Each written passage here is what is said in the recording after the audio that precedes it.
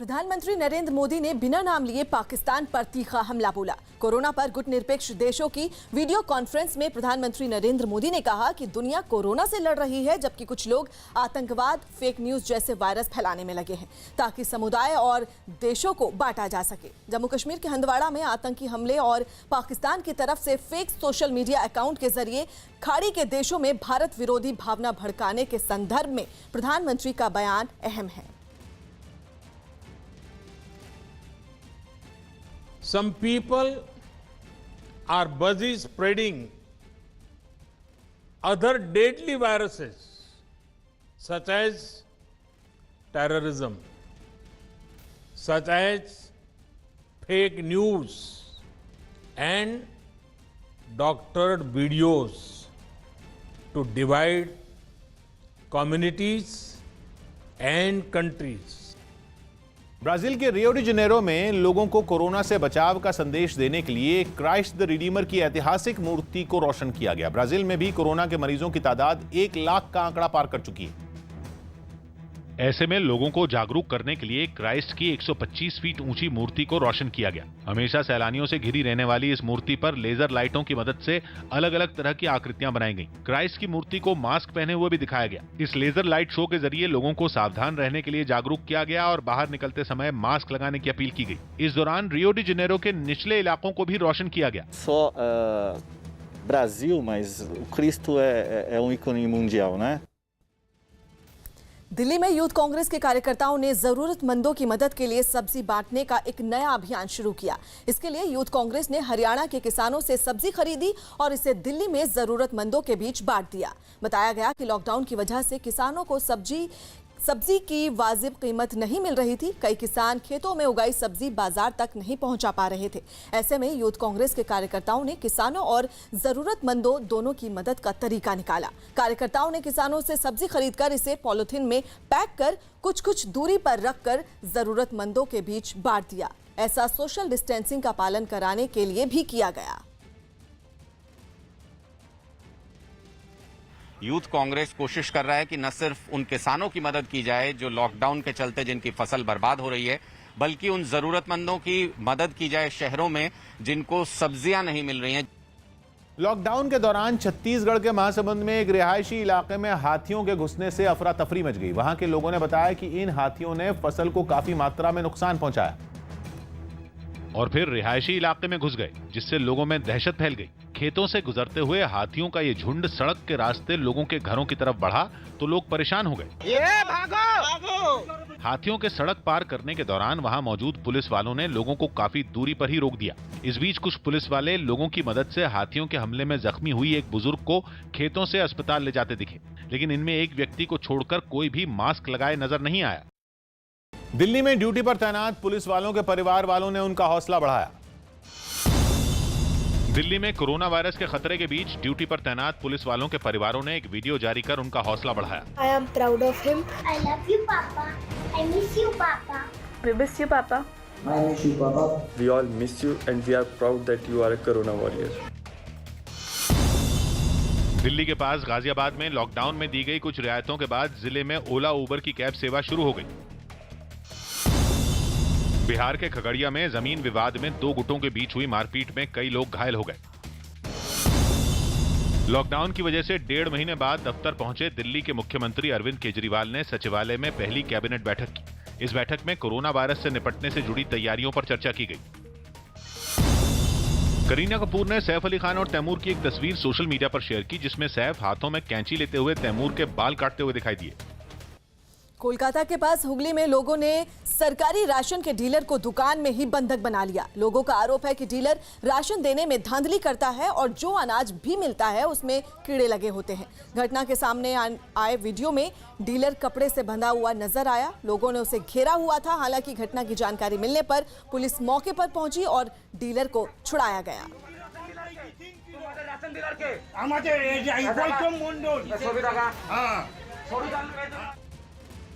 केंद्र सरकार के नए दिशा निर्देशों के बाद छत्तीसगढ़ में भी शराब की दुकानों को शर्तों के साथ खोलने की मंजूरी दे दी गई। इस फैसले के बाद कई जिलों में शराब खरीदने के लिए लोगों की होड़ मच गई और राजनांदगांव में तो भीड़ बेकाबू हो गई। शराब खरीदने के लिए लोग एक दूसरे के साथ धक्का मुक्की करते नजर आए। शराब की दुकानों के बाहर लोग सुबह 6 बजे से ही जुटने शुरू हो गए। सोशल डिस्टेंसिंग के लिए जो निशान बनाए गए थे वो सिर्फ देखने के लिए रह गए। राजनांदगांव की तरह रायपुर में भी लोग नियमों को ताक पर रखकर शराब खरीदने के लिए एक दूसरे से चिपक कर खड़े दिखे। पुलिस प्रशासन के कर्मचारी मौजूद होने के बावजूद सट कर खड़े हुए शराब लेने के लिए भीड़ आई हुई है, लेकिन सोशल डिस्टेंसिंग का किसी तरीके का कोई पालन यहाँ पर नहीं किया जा रहा है। वहीं मध्य प्रदेश में शराब की दुकानें खोलने पर अभी कोई फैसला नहीं हुआ है। मध्य प्रदेश सरकार ने ऐलान किया है कि राज्य में जो जिले ऑरेंज और ग्रीन जोन में हैं, वहां शराब की दुकानों को खोलने का फैसला डीएम लेंगे। ऑरेंज जोन का मतलब है जहां पिछले 14 दिनों से कोरोना के मरीजों की पुष्टि नहीं हुई है, और ग्रीन जोन का मतलब है ऐसे जिले जहां कोरोना का खतरा नहीं। मध्य प्रदेश में कुल 43 जिले ऑरेंज और ग्रीन जोन में हैं, जहां शराब की दुकानों को शर्तों के साथ खोलने का फैसला सरकार ने जिलों के डीएम पर छोड़ दिया। इसी तरह मध्य प्रदेश में रेड जोन वाले जिलों की संख्या 9 है। इन जिलों में शराब की दुकानें बंद रखने का ही फैसला लिया गया है। रेड जोन का मतलब है ऐसे जिले जहां कोरोना मरीजों की संख्या तेजी से बढ़ रही। मध्य प्रदेश के 9 जिले खासतौर पर संवेदनशील हैं, जहां जिनमें रेड हॉट स्पॉट है और जहां अभी भी कोरोना मामलों की तादाद बढ़ रही है, वहां शराब की दुकानें फिलहाल सरकार की तरफ से नहीं खोली गई हैं। अमेरिका के मायमी में एक बहुमंजिला इमारत की सफाई में जुटे कर्मचारी तूफान में उड़ने से बाल बाल बच गए।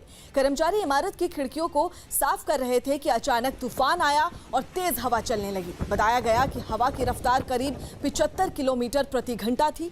इसी वजह से प्लेटफॉर्म पर खड़े होकर कर्मचारी सफाई कर रहे थे, वो हवा में डोलने लगे। सामने वाली इमारत में मौजूद कुछ लोगों ने इस घटना का वीडियो बना लिया, जिसमें 2 कर्मचारी प्लेटफॉर्म पर संतुलन बनाने की कोशिश करते हुए नजर आए। राहत की बात यह रही कि कुछ देर बाद हवा शांत हुई, जिस वजह से बड़ा हादसा होने से टल गया। बिहार के गया में 994 छात्रों को स्पेशल ट्रेन से वापस लाया गया। बताया जा रहा है कि लॉकडाउन की वजह से छात्र राजस्थान के कोटा में फंस गए थे, जिन्हें ट्रेन से वापस लाया गया और रेलवे स्टेशन पर उतरकर घर जाते छात्रों ने राहत की सांस ली। इस दौरान स्टेशन पर छात्रों के स्वागत में लगा एक पोस्टर भी नजर आया और स्टेशन पर पुलिस भी तैनात दिखी। बताया जा रहा है कि लॉकडाउन में फंसे 994 छात्रों को स्पेशल ट्रेन से वापस लाया गया और उनसे किराया भी नहीं लिया गया। थोड़ा देर हो गई लेकिन अच्छा हुई सर। कोई दिक्कत नहीं सर, कोई दिक्कत नहीं। आने में वहाँ खाने की सारी व्यवस्था थी, वहाँ भी सारी व्यवस्था। वहीं सभी छात्र ट्रेन से उतरकर बस स्टेशन पहुंचे और अपने घर जाने के लिए बसों के पास कतार में खड़े दिखे। उत्तर प्रदेश के भदोही में मारपीट से नाराज सफाई कर्मियों ने काम करने से इनकार कर दिया। उनकी मांग है कि मारपीट करने वाले सभी आरोपियों को जल्द गिरफ्तार किया जाए, जिसके बाद अपनी इस मांग पर उन्होंने शहर की सफाई करने से इनकार कर दिया और प्रदर्शन किया। नाराज सफाई कर्मियों को मनाने के लिए पुलिस के अधिकारी उनके पास पहुंचे और उन्हें समझाने की कोशिश की।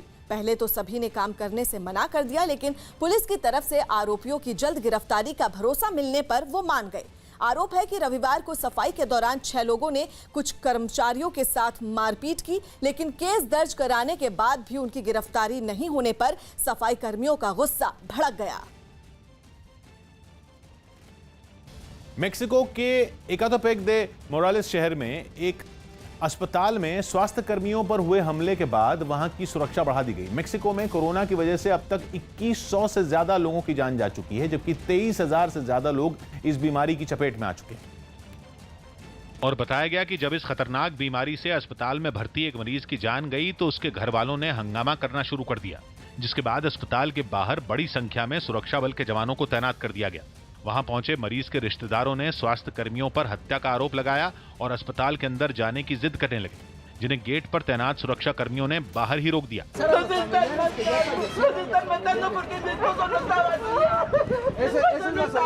नाराज लोगों ने बताया कि जिस मरीज की जान गई उसमें कोरोना के लक्षण नहीं थे। सांस लेने में तकलीफ होने पर उसे अस्पताल में भर्ती करवाया गया था और 4 दिन बाद डॉक्टरों की तरफ से अचानक उसकी मौत की जानकारी दी गई। आमिर खान ने अपनी पत्नी के साथ राज कपूर की एक फिल्म का गाना गाया। आमिर खान ने अपनी पत्नी किरण राव के साथ राज कपूर की एक फिल्म का गाना गाया। ये गाना एक मुहिम आई फॉर इंडिया का हिस्सा है। इस अभियान से जो भी पैसे जुटाए जाएंगे उससे कोरोना वायरस की लड़ाई में मदद की जाएगी। किसी की मुस्कुराहटों पे हो निसार, किसी का दर्द मिल सके तो ले उधार, किसी के वास्ते हो तेरे दिल में प्यार, जीना इसी का नाम है। त्रिपुरा सरकार ने राज्य में फंसे 33,000 मजदूरों को केंद्र की मदद से ट्रेन के जरिए जल्द उनके गांव भेजने की बात कही। पंजाब के जलंधर में एक अस्पताल के मेडिकल स्टाफ ने वहां भर्ती कोरोना वायरस के मरीजों का डांस कर मनोरंजन किया। किस्मत बना दे मेरी, दुनिया बसा दे मेरी, कर ले सगाई मेरी जान, हाय रे मैं तेरे कुर्बान।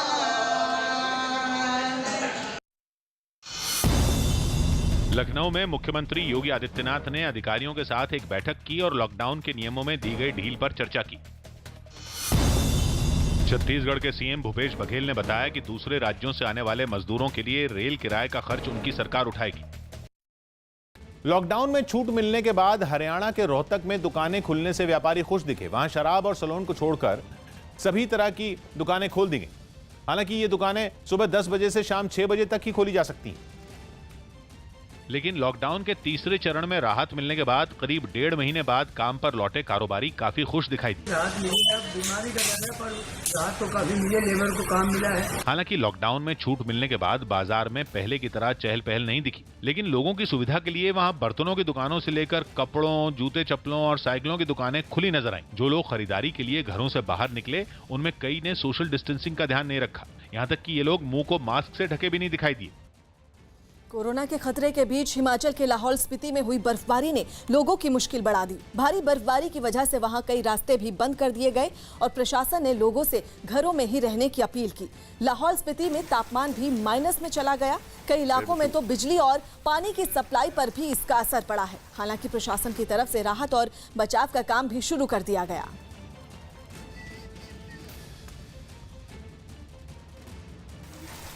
लॉकडाउन में रियायत मिलने के बाद कर्नाटक की राजधानी बेंगलुरु में कुछ फैक्ट्रियों में काम फिर से शुरू हो गया। अर्थव्यवस्था पटरी पर लाने के लिए केंद्र सरकार की तरफ से राज्यों को कुछ शर्तों के साथ उद्योग शुरू करने की इजाजत दी गई, जिसके बाद बेंगलुरु में फैक्ट्रियों में बड़ी संख्या में कर्मचारी काम पर लौट आए। नियमों का पालन करते हुए फैक्ट्री में कोरोना वायरस से निपटने के सख्त इंतजाम दिखे। सभी कर्मचारियों के मुंह मास्क से ढके नजर आए और उनके बीच जरूरी फासला बनाए रखने के लिए जमीन पर सफेद गोले बनाए गए। इसके बाद कतार में खड़े लोगों के हाथ सैनिटाइजर से साफ कराए गए। उनका तापमान भी मापा गया। सिक्योरिटी तब आते चेक करने के लिए, मास्क डालना ही पड़ता है। सैनिटाइजर 3 दिन में 3 टाइम देते हैं। अच्छे से काम चल रहा है, डिस्टेंस में रहते हैं। एक दूसरी फैक्ट्री में भी तस्वीर मिलती जुलती दिखाई दी। वहां भी सोशल डिस्टेंसिंग के नियमों का पालन किया गया। इसके अलावा कर्मचारियों के अटेंडेंस का रिकॉर्ड रखने के लिए बायोमेट्रिक सिस्टम बंद कर दिया गया और उसकी जगह उनके आईडी कार्ड देखकर ही एंट्री दे दी गई, ताकि बायोमेट्रिक मशीन को छूना न पड़े और कोरोना वायरस फैलने से रोका जा सके। ब्रिटेन के यॉर्कशायर में एक तेज रफ्तार कार ट्रक से टकराकर हवा में उछल गई। लॉकडाउन लागू होने की वजह से सड़क खाली पड़ी थी, जिसका फायदा उठाते हुए एक कार सवार ने वहां से गुजर रहे ट्रक को ओवरटेक करने की कोशिश की, लेकिन वो ट्रक के पिछले हिस्से से टकरा गया। टक्कर लगते ही कार हवा में उछल गई और कलाबाजियां खाते हुए सड़क के दूसरी तरफ जाकर पलट गई। हालांकि कई बार पलटने के बाद कार दोबारा सीधी खड़ी हो गई। इस दौरान वहां से गुजर रहा एक आदमी कार की चपेट में आने से बाल बाल बच गया। सूरत के ग्रामीण इलाकों में बड़ी संख्या में दिहाड़ी मजदूर अपने गांव जाने की जिद लेकर सड़कों पर उतर आए। हालात पर काबू पाने के लिए पुलिस को कड़ी मशक्कत करनी पड़ी और हालत ये हो गई कि पुलिस और मजदूरों के बीच झड़पें शुरू हो गईं। एक तरफ बड़ी संख्या में जमा मजदूरों की तरफ पुलिस ने आंसू गैस का एक गोला छोड़ा। भीड़ को हटाने के लिए एक पुलिस वाले ने हाथ से ही आंसू गैस का एक और गोला उछालकर भीड़ की तरफ फेंका। पुलिस का यह एक्शन गुस्साई भीड़ की पत्थरबाजी के बाद शुरू हुआ। लोगों के पथराव में सड़क पर खड़ी एक कार कबाड़ में बदल गई। पुलिस का एक्शन शुरू होने के थोड़ी ही देर में हालात काबू में आते दिखे। फिर पुलिस वालों ने घूम घूम कर आसपास की गलियों से हंगामा करने वाले लोगों को ढूंढना शुरू कर दिया। थोड़ी ही देर में पुलिस वाले कुछ लोगों को पकड़कर लाते दिखाई दिए। कुछ पुलिस वाले पकड़े गए लोगों पर लाठियां चलाते भी दिखे। हंगामा करने और पुलिस पर हमला करने के आरोप में कई लोगों को पुलिस ने पकड़ लिया। हम लोग मारधर में नहीं थे, मेरा बच्चा दे दीजिए। हम लोग चूचा बैठ के टीवी देख रहे थे, ये लोग पकड़ के ले गया। पुलिस की इस कार्रवाई के बाद काफी देर तक इलाके में तनाव बना रहा। लेकिन सूरत के गांव में ही नहीं, सूरत के शहरी इलाकों में भी बड़ी संख्या में मजदूर सड़कों पर उतर आए, जिसके बाद हालात संभालना पुलिस के लिए मुश्किल हो गया। हालांकि सूरत के शहरी इलाकों में लोगों का प्रदर्शन हिंसक नहीं हुआ। लेकिन इतनी बड़ी तादाद में सड़कों पर उतरे लोगों की वजह से कोरोना वायरस का खतरा बढ़ने लगा। सड़क पर उतरे लोग सरकार से अपने गांव पहुंचाने का इंतजाम करने की मांग करते रहे। दूर दूर तक सड़कों पर जमा भीड़ ऐसी दिखने लगी जैसे संकरी गलियों से किसी सियासी पार्टी की रैली निकल रही हो। थोड़ी ही देर में एक बड़े चौराहे पर भीड़ जमा हो गई और पुलिस के अधिकारी लोगों को समझाने की कोशिश करते दिखे। आंध्र प्रदेश के गुंटूर में शराब की दुकानों पर सोशल डिस्टेंसिंग का पालन कराने के लिए पुलिस ने एक अनोखा तरीका अपनाया। पुलिस ने लोगों से कहा कि वो शराब की दुकानों पर छाता लेकर आएं और लोगों ने पुलिस की इस अपील का पालन भी किया। शराब की एक दुकान के बाहर लोग छाते लेकर खड़े दिखाई दिए। हाथों में छाते होने की वजह से लोगों के बीच 3 से 5 फीट की दूरी अपने आप बन गई। इससे पुलिस को सोशल डिस्टेंसिंग का पालन कराने की भी जरूरत नहीं पड़ी। इस अनोखे तरीके के लिए लोगों ने पुलिस की काफी तारीफ भी की।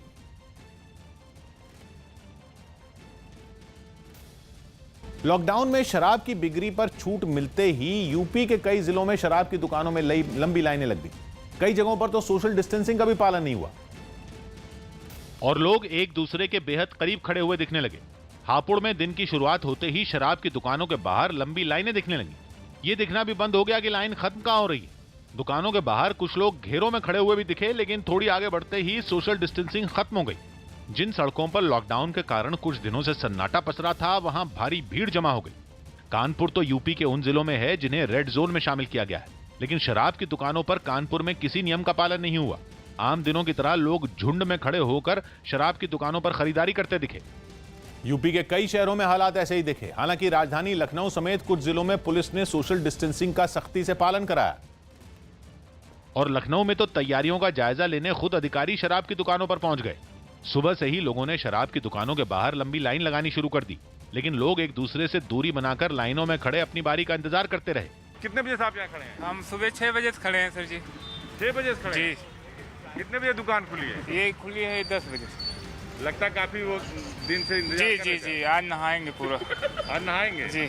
लोग नियमों का पालन करें, इसके लिए दुकानों की तरफ से भी सख्त इंतजाम किए गए। हमने पहले बाहर बैरिकेडिंग कर दी है, उसके बाद क्यू मैनेजर भी लगा दिए हैं और सोशल डिस्टेंसिंग के लिए हमने मार्किंग कर दी है ताकि लोग इधर से उधर वो 6 फीट की हमारी वो जो डिस्टेंसिंग है वो मेंटेन रखें। दिल्ली के पास गौतम बुद्ध नगर जिले में भी शराब के ठेकों के बाहर लंबी लाइनें लगी रहीं। यहाँ पर बाकायदे कुछ सर्कल्स भी यहाँ पर बनाए गए हैं, लेकिन जितनी भीड़ आ गई है उस भीड़ के मुताबिक उतने ज़्यादा सर्कल नहीं है। शायद प्रशासन ने भी नहीं सोचा होगा कि भीड़ इतनी ज़्यादा हो जाएगी यहाँ पर, और इसीलिए आप देख रहे हैं जिले के जो आला अधिकारी हैं यहाँ पर वो मौके पर मौजूद हैं सोशल डिस्टेंसिंग को मेंटेन करवाने के लिए। मुंबई पुलिस ने लोगों को लूडो की गोटियों की तरह घरों में सुरक्षित रहने की सलाह दी। मुंबई पुलिस ने लूडो की एक तस्वीर सोशल मीडिया पर शेयर की और लोगों को लूडो की गोटियों की तरह घरों में सुरक्षित रहने की सलाह दी। राजस्थान सरकार ने अपने राज्य में फंसे मजदूरों, छात्रों और पर्यटकों को उन्हें घर तक पहुंचाने के लिए ट्रेन का खर्च खुद उठाने का फैसला लिया। असम में अफ्रीकी स्वाइन फ्लू के मामले सामने आने के बाद सरकार ने स्वास्थ्य विभाग को अलर्ट रहने का निर्देश दिया। दावा किया गया कि पिछले दिनों अलग अलग जगहों पर इसी बीमारी से करीब 2500 सूअरों की मौत हो चुकी है। देश भर में कई जगह शराब की दुकानों के खुलने के बाद व्यापारियों के संगठन confederation of all India traders ने दूसरी चीजों की दुकानों को भी खोलने की मांग की। शराब की दुकानें देश के विभिन्न राज्यों में खुली हैं, तो फिर व्यापारियों की दुकानों को भी सरकार को, राज्य सरकारों को खोल देना चाहिए। हरियाणा सरकार मजदूरों को विशेष ट्रेन से उनके घर भेजने की तैयारी कर रही है। बिहार, झारखंड और मध्य प्रदेश के मजदूरों को मुफ्त सेवा के तहत इन ट्रेन से उनके राज्य भेजा जाएगा। ऐसे मजदूरों के लिए इस सेवा का लाभ लेने के लिए खास वेब पोर्टल बनाया गया है। ईरान की राजधानी तेहरान में ड्राइव इन सिनेमा के जरिए लोग अपना मनोरंजन कर रहे हैं। कोरोना के बढ़ते मरीजों की वजह से वहां के सभी सिनेमा घरों को बंद कर दिया गया, जिसके बाद लोगों के मनोरंजन के लिए ड्राइव इन सिनेमा का इंतजाम किया गया। लोगों ने गाड़ियों में बैठकर मैदान में लगी बड़ी स्क्रीन पर फिल्म देखी। इस दौरान वहां गाड़ियों की लंबी कतारें लगी दिखाई दी। 2 महीने बाद अपने घरों से निकले लोग काफी खुश नजर आए और इस पल का आनंद लेते दिखाई दिए।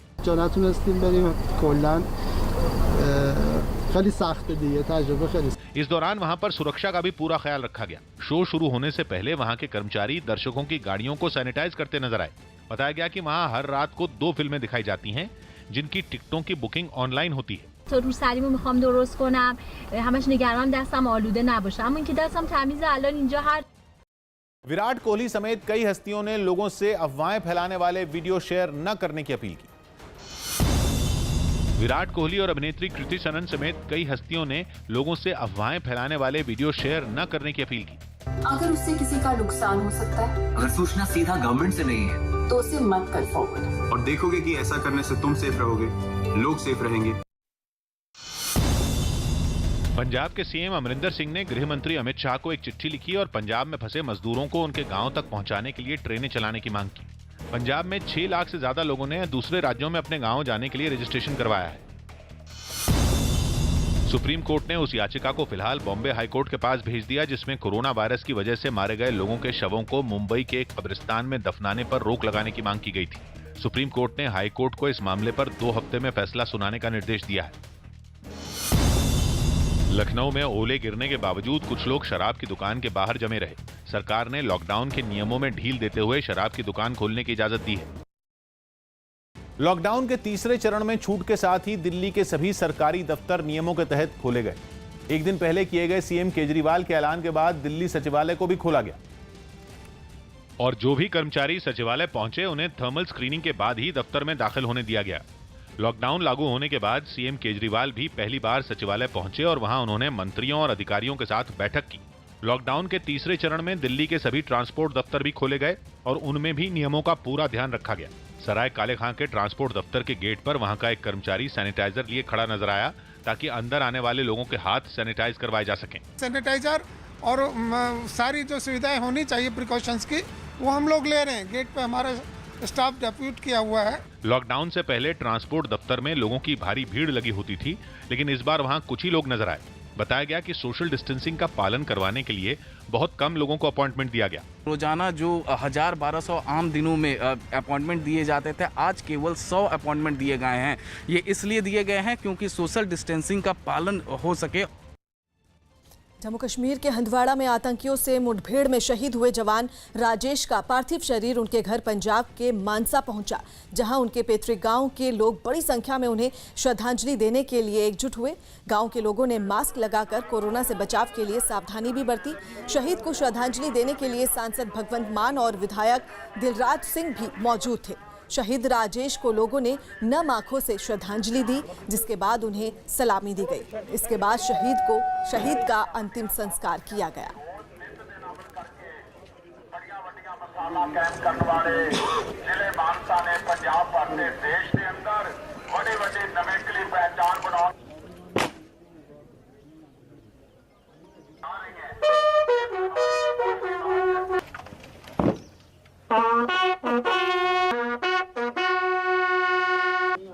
ब्रदर आसी गया ब्रदर कुमार ਦੀ ਜਿਹੜੀ ਸ਼ਹਾਦਤ ਹੋਈ ਹੈ ਔਰ ਦੇਸ਼ ਨੂੰ ਉਹਦੇ ਤੇ ਮਾਣ ਰਹੂਗਾ ਔਰ ਅੱਜ ਸ਼ਰਧਾ ਦੇ ਫੁੱਲ ਭੇਟ ਕਰਨ ਲਈ ਅਸੀਂ ਇੱਥੇ ਪਹੁੰਚੇ ਤੇ ਸ਼ਹੀਦਾਂ ਦੀ ਜਿਹੜੀ ਸ਼ਹਾਦਤ ਆ ਉਹਦੀ ਕੋਈ ਕਿਸੇ ਕ੍ਰਾਂਤੀ 'ਚ ਕੋਈ ਮੁੱਲ ਨਹੀਂ ਪਾਇਆ ਜਾ ਸਕਦਾ ਉਹਦਾ। हरियाणा के अंबाला में सैनिटाइजर बनाने वाली एक फैक्ट्री में भीषण आग लग गई। हालांकि ये आग किस वजह से लगी इसका पता नहीं चल पाया, लेकिन इस आग ने पूरी फैक्ट्री को कुछ ही देर में अपनी चपेट में ले लिया और आग की ऊंची ऊंची लपटें वहां से उठती दिखाई दी। ये आग इतनी भीषण थी कि दूर से फैक्ट्री से उठती लपटों को देखा गया, जिस वजह से पूरे इलाके में धुआं ही धुआं फैल गया। आग में जलती फैक्ट्री को देखकर वहां कई लोग जुट गए। सैनिटाइजर की फैक्ट्री होने की वजह से आग और तेजी से फैल गई, जिसकी सूचना मिलते ही फायर ब्रिगेड की एक टीम वहां पहुंची, लेकिन आग को बुझाने के लिए दमकल की कई गाड़ियां वहां बुलानी पड़ी। काफी देर की कोशिश के बाद दमकल कर्मियों ने आग बुझाई। राहुल गांधी आज सुबह 9 बजे नोबेल सम्मान पाने वाले अर्थशास्त्री अभिजीत बनर्जी से बात करेंगे। राहुल गांधी कोरोना की वजह से अर्थव्यवस्था पर पड़ने वाले प्रभाव पर अभिजीत बनर्जी से चर्चा करेंगे। इससे पहले उन्होंने आरबीआई के पूर्व गवर्नर रघुराम राजन से भी बात की थी, जिसमें रघुराम राजन ने सरकार को गरीबों के लिए 65,000 करोड़ की मदद दिए जाने की सलाह दी थी। लॉकडाउन की वजह से पैदा हुए आर्थिक संकट से निपटने के लिए महाराष्ट्र सरकार ने कई फैसले लिए हैं। जानकारी के मुताबिक अब प्रदेश सरकार लोक निर्माण विभाग में नए प्रोजेक्ट को मंजूरी नहीं देगी, जबकि स्वास्थ्य विभाग को छोड़कर किसी भी दूसरे विभाग में कोई नई नौकरियां नहीं निकाली जाएंगी। साथ ही हर विभाग को अपने खर्च के लिए 3 महीने पहले जानकारी देनी होगी और जिन प्रोजेक्ट पर अभी काम शुरू नहीं हुआ है उन्हें आगे बढ़ा दिया जाएगा। इसके अलावा किसी भी सरकारी ऑफिस के लिए नया फर्नीचर और फोटोकॉपी मशीन नहीं खरीदी जाएगी। खबर है कि मौलाना साद ने कोरोना वायरस की अपनी जांच रिपोर्ट पुलिस को अब तक नहीं सौंपी। दिल्ली पुलिस की क्राइम ब्रांच के सूत्रों के मुताबिक मौलाना साद ने कोरोना वायरस की अपनी जांच रिपोर्ट अब तक उसे नहीं सौंपी। साथ ही पुलिस ने मौलाना साद पर जांच में सहयोग नहीं करने का भी आरोप लगाया। हालांकि पहले मौलाना साद की तरफ से उनकी जांच रिपोर्ट नेगेटिव आने का दावा किया गया था। छत्तीसगढ़ के रायपुर में लॉकडाउन के बीच शराब की भट्टियों के विरोध में बीजेपी की महिला कार्यकर्ताओं ने राज्य सरकार के खिलाफ प्रदर्शन किया। दारू के भट्टी बंद करो, बंद करो, बंद करो। दिल्ली के नरेला में एक फैक्ट्री में एक महिला का शव बरामद हुआ, जिसके बाद महिला की हत्या से पहले रेप की आशंका जताई गई। कोरोना वायरस की लड़ाई में चल रही एक मुहिम के लिए आलिया भट्ट ने भी गाना गाया। ये बेकरारी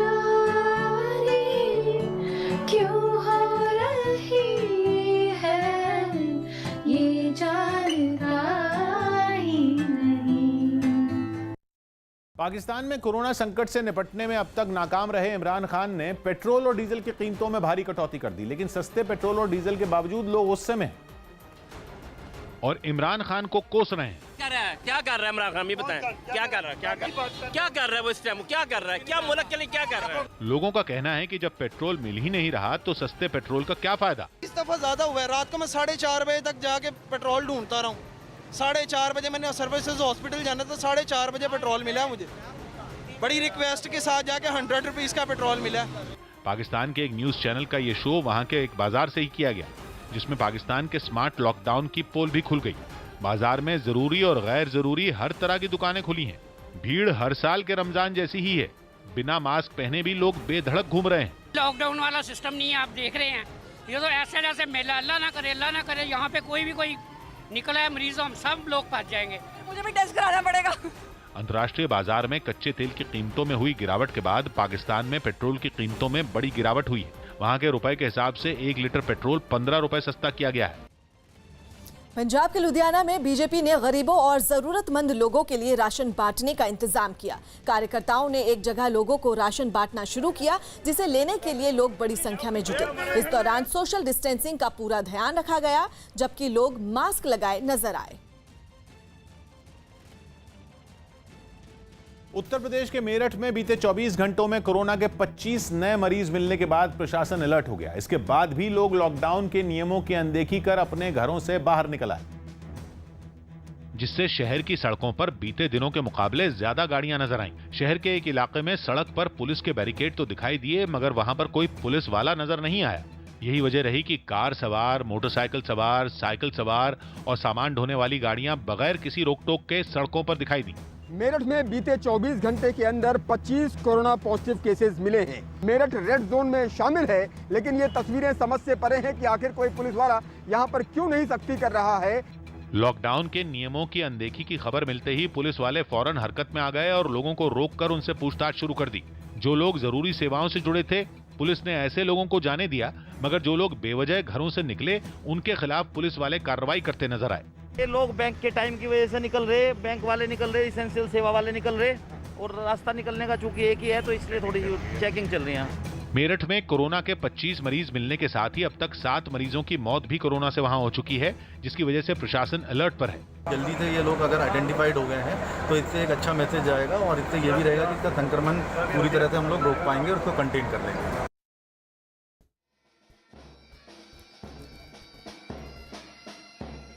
और ये सीधे तस्वीर हम आपको दिखा रहे हैं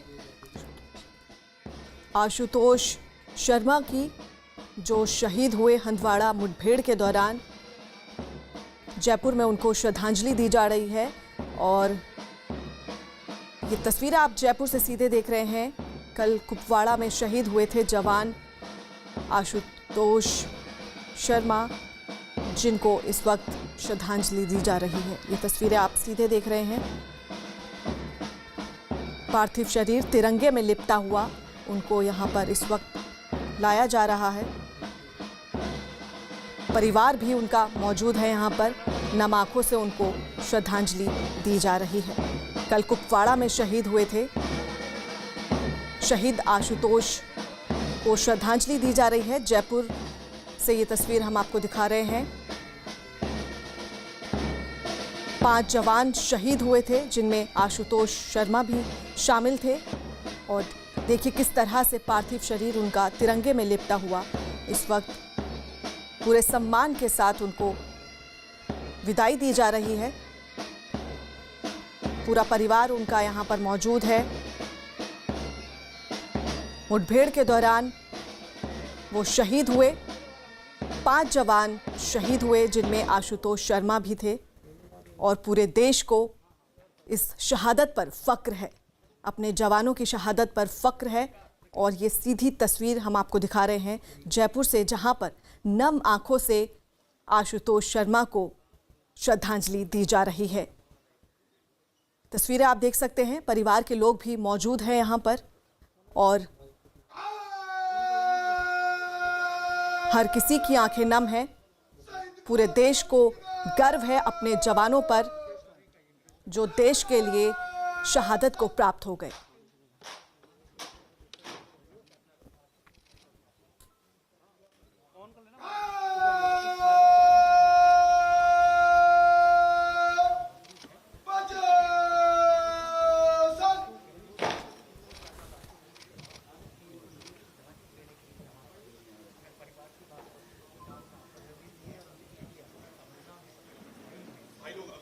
भाई आगे मत है भाई साहब। ओ भाई कैमरों के आगे मत आओ प्लीज।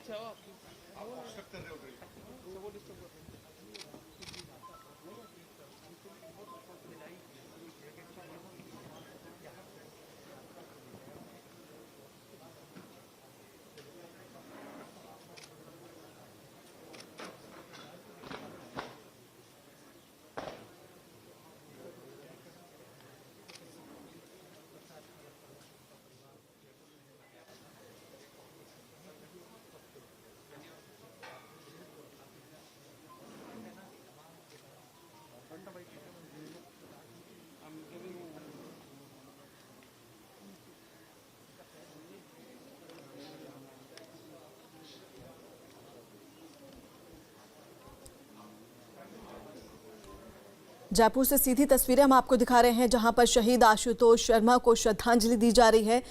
हंदवाड़ा में शहीद हुए थे 5 जवान, जिसमें एक मेजर, एक कर्नल सहित 3 जवान शहीद हुए थे और 2 आतंकियों को ढेर किया था।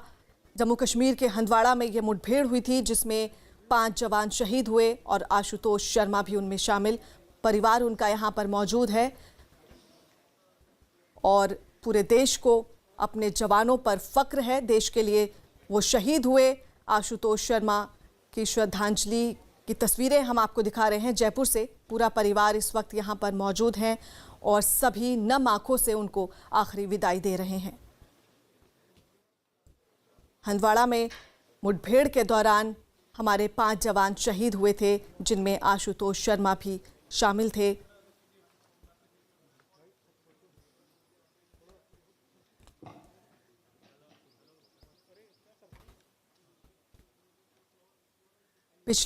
पिछले 3 दिनों में 2 मुठभेड़ हुई हैं, जिसमें हमारे 8 जवान शहीद हुए। अब से थोड़ी दिन पहले हंदवाड़ा में हमारे 5 जवान शहीद हुए थे और फिर से मुठभेड़ हुई ही, जिसमें हमारे 3 जवान शहीद हुए हैं। और ये तस्वीर हम आपको जयपुर से दिखा रहे हैं, जहां पर आशुतोष शर्मा को आखिरी विदाई दी जा रही है, फूल अर्पण किए जा रहे हैं और पूरा परिवार यहां पर मौजूद है। इस मुठभेड़ में 2 आतंकियों को ढेर कर दिया गया था और आतंकियों से लड़ते हुए ये शहीद हुए हैं। पूरा देश को इन पर गर्व है। भवानी हमारे सहयोगी इस वक्त फोन लाइन पर मौजूद है। भवानी, और क्या तस्वीर आप देख पा रहे हैं और क्या बताएंगे हमारे दर्शकों को?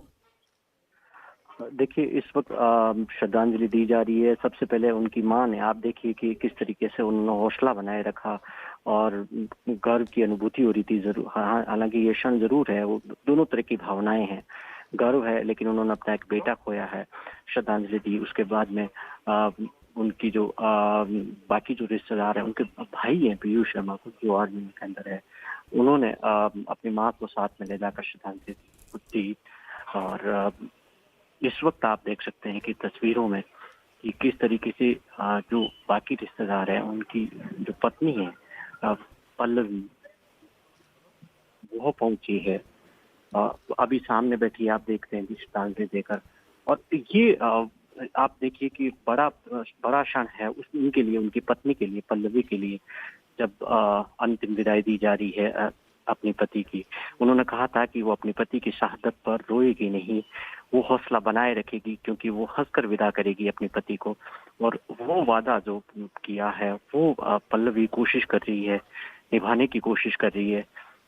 पल्लवी ने कहा था हमसे बात की, जब कहा कि जब कुछ दिन पहले उसने जब बात की थी तब कहा था, एक दिन पहले कल उनका जब पार्थिव शरीर आया उसी दिन उन्होंने आने का वादा किया था और बेटी से वादा किया था कि वो आएंगे और उसके लिए शॉपिंग करेंगे। और लेकिन अब तिरंगे में लिपटा हुआ पार्थिव शरीर पहुंचा है। अब उनकी बहादुरी पर आप देख सकते हैं कि किस तरीके से रिश्तेदार तमाम जो आर्मी यहाँ पर कैवलरी ग्राउंड में है, आर्मी के तमाम ऑफिसर्स यहाँ पर मौजूद है अपने इस बहादुर जवान को विदाई देने के लिए। और अब यहाँ से अभी जो अंतिम विदाई का कार्यक्रम होगा उसके बाद में अंतिम संस्कार के लिए यहाँ शमशान स्थल पर ले जाया जाएगा। राजस्थान के मुख्यमंत्री अशोक गहलोत भी अभी पहुंचने वाले हैं। इसके अलावा राजस्थान सरकार से के मंत्री, नुमाइंदे, सब लोग यहाँ आने वाले हैं। अब ये देखिए कि अभी इस वक्त श्रद्धांजलि का सेना के अफसर हैं वो श्रद्धांजलि दे रहे हैं और अपने इस बहादुर जवान को विदाई दी जा रही है। हमने कई सेना के अफसरों से बात की, जवानों से बात की। उन्होंने कहा कि कर्नल आशुतोष की शहादत सेना के लिए कभी बेकार नहीं जाएगी। और आशुतोष ने सेना में रहते हुए इससे पहले भी 2 बार सेना मेडल उनको मिल चुका है। वो इससे पहले एक दफा उनकी बहादुरी का किस्सा हमें सुनाया था उनकी पत्नी ने, पल्लवी ने भी, कि किस तरीके से कश्मीर के अंदर ही एक ऑपरेशन में जब आतंकी हमला करने वाले थे जवान पर, उस दौरान कर्नल आशुतोष ने बहादुरी दिखाते हुए उस आतंकी के नजदीक पहुंचकर कनपट्टी पे गोली मार दी थी। तो उसी के लिए उनको सेना मेडल दिया गया था। और ये उनकी फिर उन्होंने बहादुरी दिखाई हंदवाड़ा में जो ऑपरेशन के अंदर। ये आप तस्वीरें देखिए कि इस वक्त, और परिवार ने यहाँ पर आप देखिए कि परिवार आर्मी से जुड़ा हुआ है, इसलिए मूलतः ये बुलंदशहर के यूपी के रहने वाले हैं, लेकिन फैसला ये किया कि वो जयपुर के अंदर, क्योंकि पूरा परिवार आर्मी से जुड़ा हुआ है, यहाँ रहते हैं। और अभी इस वक्त जिस वक्त कोरोना के हालात है उसको देखते हुए बुलंदशहर ले जाने के बजाय इन्होंने यही फैसला किया और आर्मी को इन्होंने अपना परिवार माना। उन्होंने कहा कि ये केवल कर्नल आशुतोष उनका बेटा नहीं, इस आर्मी का भी है। इसीलिए आप देखिए कि अंतिम विदाई यहीं पर दी जा रही है।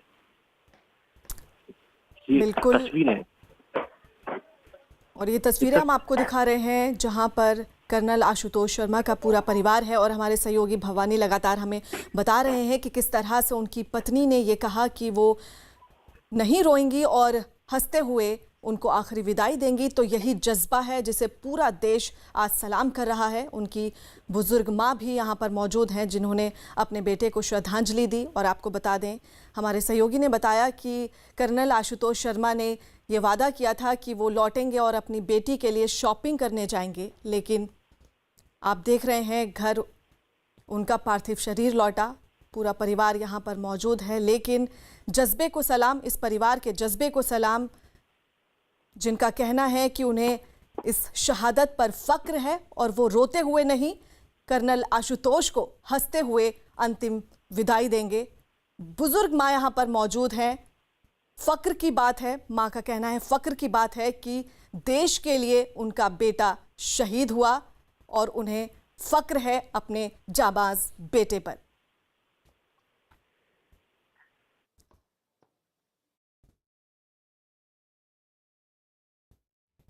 चलिए आगे बढ़ते हैं। लॉकडाउन के दौरान जगह जगह फंसे मजदूरों को उनके घर पहुंचाने का सिलसिला जारी है। गुजरात के सूरत से एक ट्रेन झारखंड के लिए रवाना हुई। सरकार की गाइडलाइन के मुताबिक यात्रियों को ट्रेन में बैठाया गया। सभी यात्री सोशल डिस्टेंसिंग का भी पालन करते हुए दिखाई दिए।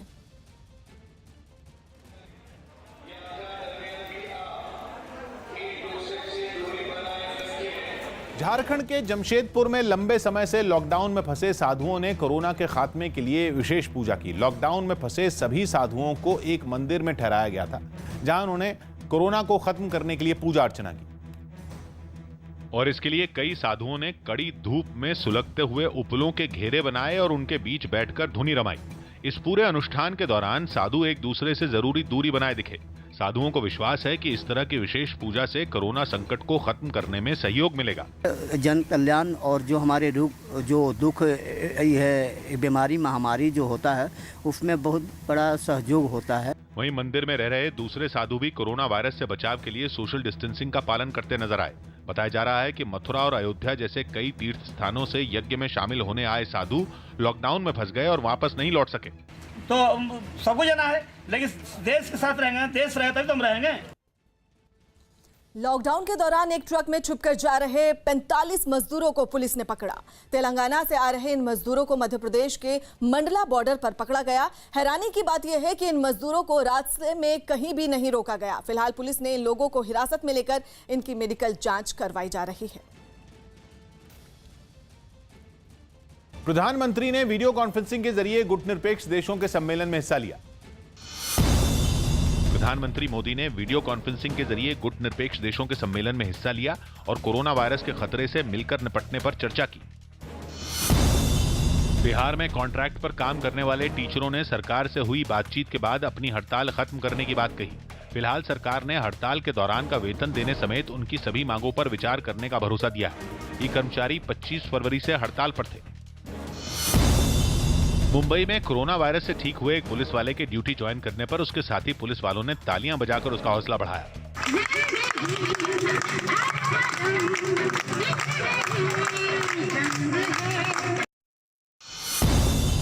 सूत्रों के हवाले से खबर है कि सरकार ने लॉकडाउन में ढील देने से कोरोना वायरस के मामले बढ़ने की आशंका जताई है, लेकिन यह भी कहा गया कि लॉकडाउन ज्यादा दिन मुमकिन नहीं है। खबर है कि सरकार ने इस बीमारी से बचने के लिए सोशल डिस्टेंसिंग बनाए रखने और लोगों को जागरूक करने का सुझाव दिया।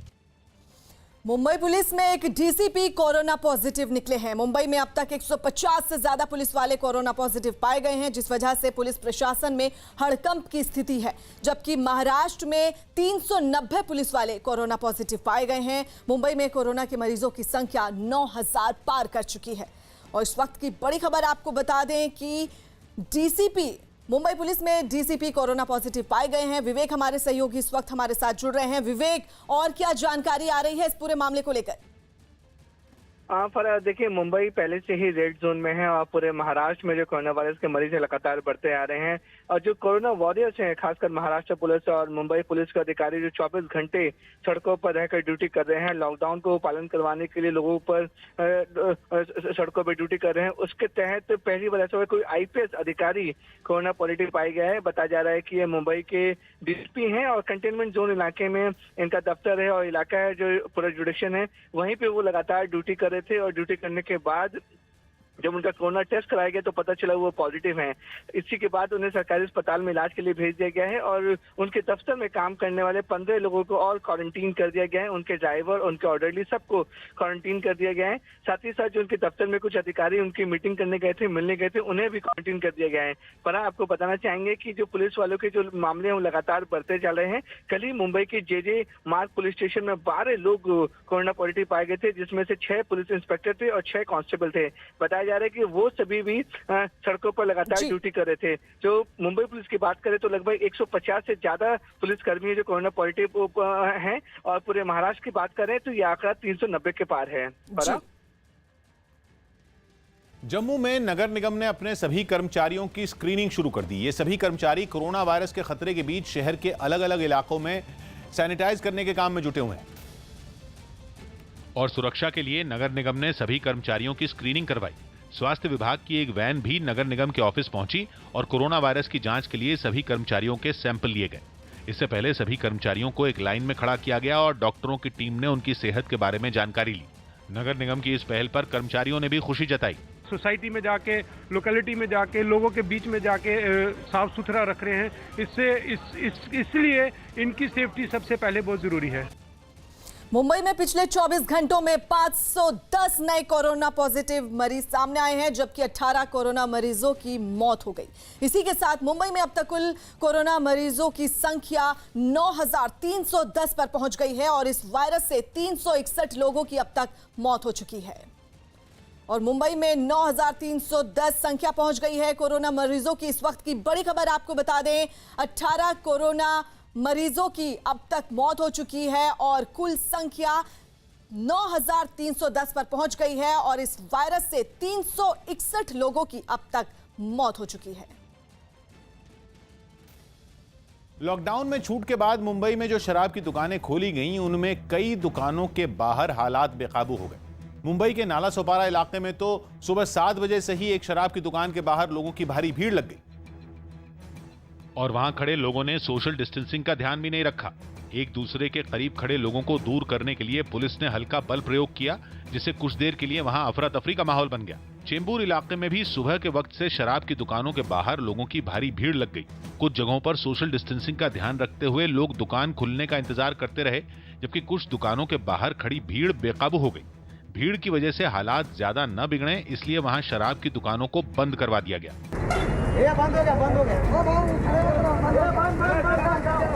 सुबह से दुकान खुलने के इंतजार में वहां काफी लंबी लाइन लगी थी, इसलिए दुकान बंद होते ही लोगों के चेहरे पर मायूसी छा गई। लोग तो सुबह 7 बजे से इंतजार कर रहे थे, खुलेगा खुलेगा खुलेगा, खुला तो बहुत भीड़ हो गई, कंट्रोल हो नहीं हो पाया तो बंद कर दी। दोपहर होने तक मुंबई की ज्यादातर शराब की दुकानों को बंद करा दिया गया और फिर आबकारी विभाग की तरफ से दुकानों को नियमों का पालन करने के सख्त निर्देश जारी किए गए। शराब की दुकानों को शाम 5 बजे तक ही खोलने की इजाजत दी गई, जिसके बाद मुंबई में कुछ दुकानें दोबारा खोली गईं। जो छूट दी गई उस छूट के बाद जो है ये वाइन शॉप्स खुली हैं। गाइडलाइंस को फॉलो किया जा रहा है। दिल्ली की ओखला मंडी में सुबह के वक्त लोगों की भारी भीड़ जुट गई। मंडी खुलते ही लोग मंडी में बड़ी संख्या में पहुंच गए और इस बीच लोग अपने काम में जुटे रहे और सोशल डिस्टेंसिंग का कोई ख्याल नहीं रखा। इस दौरान मंडी में गाड़ियां भी आती नजर आईं, जबकि सब्जी के व्यापार से जुड़े लोग सामान लेते नजर आए। ये तस्वीरें हम आपको दिखा रहे हैं मंडी की। हालांकि इस दौरान लोगों ने मास्क पहना था, लेकिन लॉकडाउन के बीच भीड़ को सोशल डिस्टेंसिंग का पालन करवाने के लिए पुलिस कर्मचारी वहां मौजूद नहीं दिखाई दिए। ओखला मंडी की तस्वीर हम आपको दिखा रहे हैं, जहां पर ये भीड़ आप देख सकते हैं। बाकायदा मुंह पर मास्क लगाया है, लेकिन सोशल डिस्टेंसिंग का कोई पालन होता हुआ दिखाई नहीं दे रहा।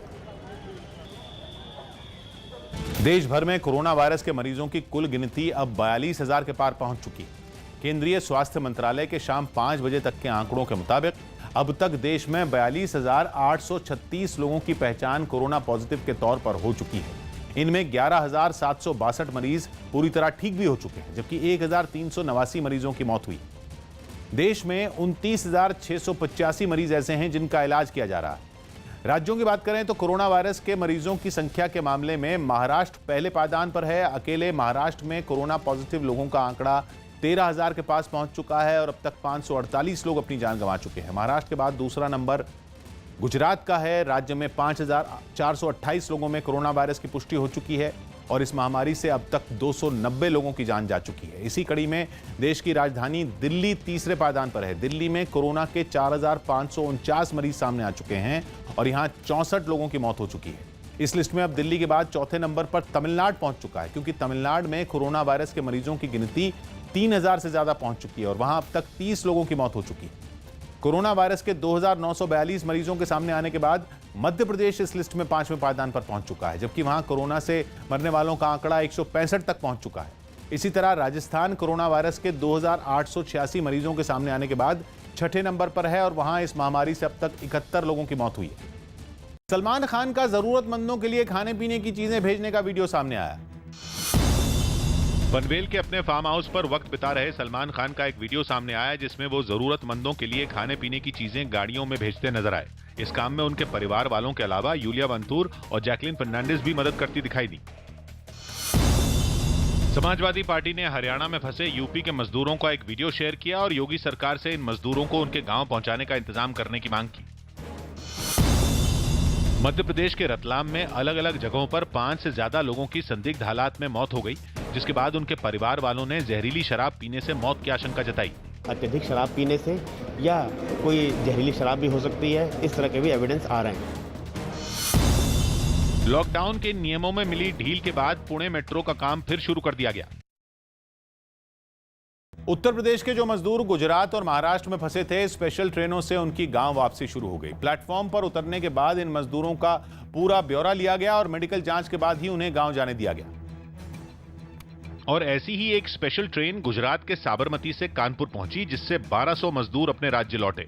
ट्रेन के रुकने के बावजूद प्रशासन के अगले आदेश के इंतजार में मजदूर ट्रेन में ही बैठे दिखे। कोरोना के खतरे को देखते हुए किसी तरह की चूक न हो, इसके लिए कानपुर स्टेशन पर प्रशासन की पुख्ता तैयारी नजर आई। मजदूरों को क्या करना है क्या नहीं, इसका ऐलान प्लेटफॉर्म पर बार बार किया गया। जब मजदूरों से सोशल डिस्टेंसिंग का पालन करते हुए एक एक कर उतरने को कहा गया तो वो वैसा ही करते नजर आए। ट्रेन से उतरने पर सबसे पहले उन्हें पानी की बोतल दी गई। प्लेटफॉर्म पर ही पुलिस ने सभी का नाम, पता और मोबाइल नंबर नोट किया। इससे आगे बढ़ने पर कुछ और काउंटर लगे थे, जहां डॉक्टरों की टीम मेडिकल जांच के लिए तैयार थी। मेडिकल टीम जांच के बाद गांव लौटने वालों के हाथों पर पहचान की मुहर लगाती नजर आई। स्कैनिंग करने के बाद सारा डॉक्टर मेडिकल टीम बैठी हुई है। सब करने के बाद इनको जहां जहां जिस डिस्ट्रिक्ट के हैं वहां उनको भेजा जाएगा। साबरमती से ही एक और श्रमिक स्पेशल आगरा कैंट पहुंची, जहां रेलवे के अधिकारियों ने नियम कायदों का पालन कर 1200 मजदूरों को राज्य प्रशासन के हवाले कर दिया। गुजरात की ही तरह महाराष्ट्र में मुंबई के पास वसई और भिवंडी से 2 ट्रेनें गोरखपुर पहुंची। इन ट्रेनों से यूपी के 32 जिलों के 2100 मजदूर लौटे। हर तरह की जांच के बाद ये मजदूर राज्य सरकार की बसों से अपने गांव के पास के जिले भेजे गए। भारत सरकार ने यूएई में फंसे भारतीयों को निकालने की तैयारी शुरू कर दी है। 7 मई को 2 उड़ानें इन यात्रियों को लेकर आएंगी। एक उड़ान अबू धाबी से कोच्चि के लिए तो दूसरी दुबई से कोषिकोड आएगी। इन फ्लाइट का खर्चा यात्रियों को खुद उठाना होगा। यूएई में फंसे करीब 2 लाख लोगों ने भारत लौटने के लिए अर्जी दी थी।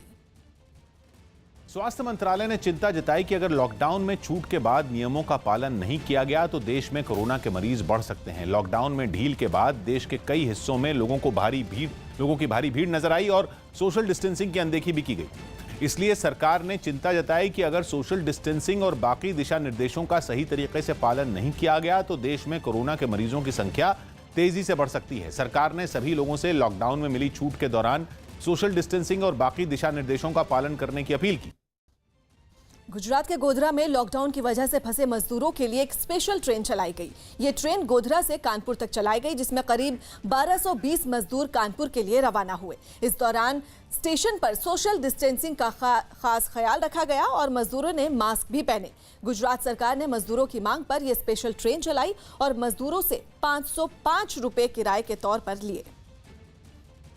गोधरा से कानपुर के लिए स्पेशल श्रमिक ट्रेन 1220 पैसेंजर्स को लेके कानपुर के लिए रवाना की जा रही है। इसमें टोटल 1220 पैसेंजर्स जिनका मेडिकल चेकअप किया गया है। लॉकडाउन की वजह से धंधा बिल्कुल बंद है, खाने पीने की व्यवस्था हमारी खत्म हो गई है बिल्कुल। आज रेलवे की तरफ से हमारे लिए तो जाने का साधन हुआ है, वो बहुत बढ़िया अच्छा हुआ है। आज हम घर जा रहे हैं तो हमको बहुत खुशी हो रही है। लॉकडाउन लग गया तो फिर बंद हो गया, तो जब तक पैसा था हम लोग खाए, फिर अभी परमिशन मिला हम लोगों को जाने के लिए तो हम लोग जा रहे हैं अभी खुशी खुशी। और 505 रुपये का टिकट दिए हमको। गोधरा से आज 1220 श्रमिकों को लेके ट्रेन चल रही है, जो गोधरा से कानपुर तक चलेगी। पुलिस की ओर से पूरा और प्रशासन की ओर से पूरा आयोजन किया गया है, जिसमें कलेक्टर साहब की ओर से तब सबको टिकट्स इश्यू करवाए गए, सबका मेडिकल चेकअप करवाया गया है। यहाँ गोधरा स्टेशन पे जीआरपी और आरपीएफ का बंदोबस्त लगाया गया है और गोधरा टाउन में भी प्रॉपर बंदोबस्त लगाया गया है।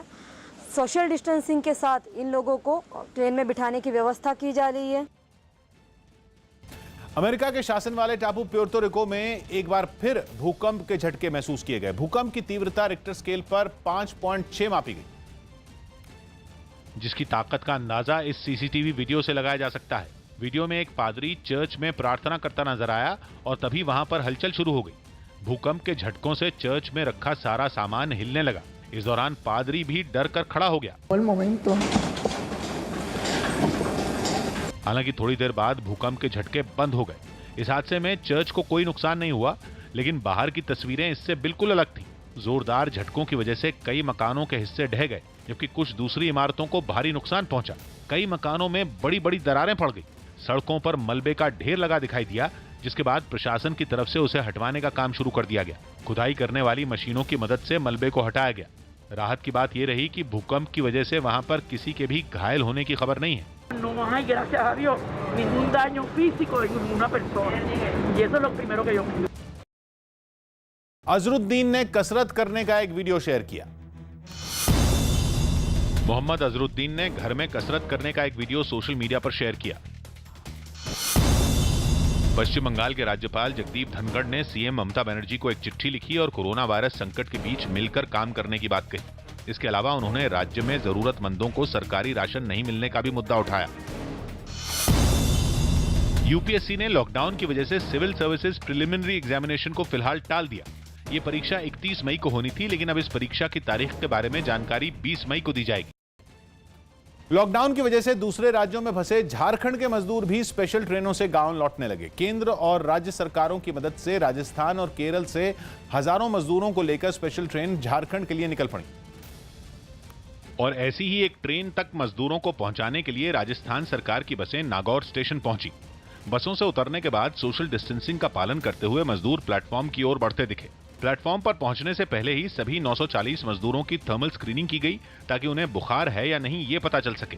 सभी मजदूरों के जगह पकड़ते ही जब ट्रेन रांची के लिए रवाना हुई तो प्लेटफॉर्म पर मौजूद अधिकारी हाथ हिलाकर बाय बाय करते तो नजर आए ही, साथ ही उन्होंने ताली बजाकर भी उन्हें विदाई दी।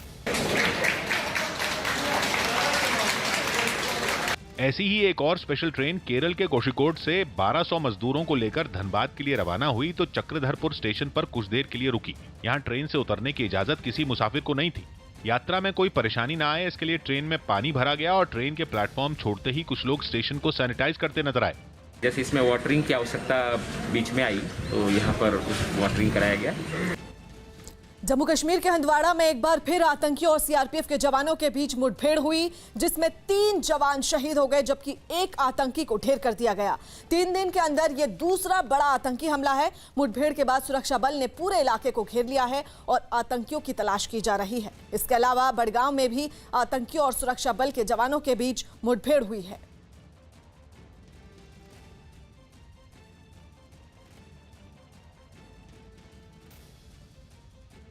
There's no restriction on walking, for example, or cycling, or even driving. It's just you're not supposed to get together with more than I don't know, some number of people. Before I start, I've got a curiosity. Yeah. You got the Nobel Prize. Were you expecting it, or was it just, did it come out of the blue completely? Completely came out of the blue. It was not. I mean, I think that it's one of these things that, if you spend time worrying about it, you could obsess a lot. Yes. And I'm reasonably good at not obsessing about things that don't have an immediate impact on my life. So I had no premonition or expectation or thought about it. It was completely a surprise. I mean, it was quite a big deal. For us in India, we made, you made us quite proud of. Thank you. But I mean, it's a big deal. I wasn't saying it's not a big deal. I just think that, you can obsess about it, but it's not that there is a process for it that is understood by anybody. So whatever, anything can happen. So one of the main things I wanted to discuss with you is the impact of COVID and the lockdown and the economic devastation on our poor people, and how we should be thinking about it. I mean, we've had in India for some time a policy framework, particularly when we were in the UPA, of providing a sort of a floor for poor people, Narega, right to food, etc.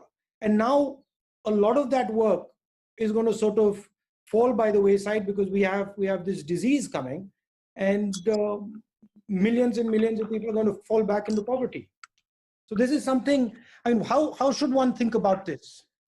Right. So I think that these are kind of separable in my view, in the sense that I think that the real problem in the very short run is that these, I think more policies, good policies put in place by the UPA are inadequate, and the government in a sense absolutely embraced them. I mean, it was not that there was a particular partisan disagreement there. It was very clear that the UPA instruments will be used for doing whatever it is. I think what is harder to wrap one's head around is what do you do about the people who are not covered by that?